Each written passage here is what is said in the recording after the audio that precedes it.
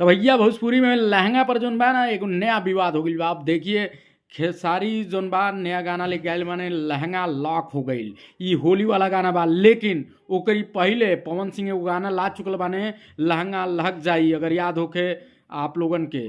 तो अब जोन बा पवन सिंह के फैंस लोग कहता लोग कि कहीं ना कहीं खेसारी जोन बा नाम चुरावे के कोशिश कैले बाने पवन सिंह के।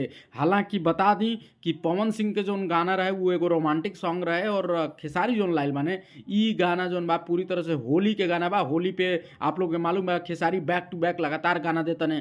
तो ई जोन गाना आइल बा खेसारी के, ओकर नाम बाटे लहंगा लॉक हो गई। अब पवन सिंह के जोन गाना रहे ओकर नाम रहे लहंगा लहक जाई। अब देखे के बा कि आखिर लहंगा पर ही जोन जंग छिड़ल बा ओमे के सबसे सफल होला, काहे कि लहंगा लहक जाई भी बहुत अच्छा चलल है। लेकिन अब खेसारी जोन होली के माहौल में गाना लाइल बाने, अब देखे के बा का उ पवन सिंह के रिकॉर्ड तोड़ी।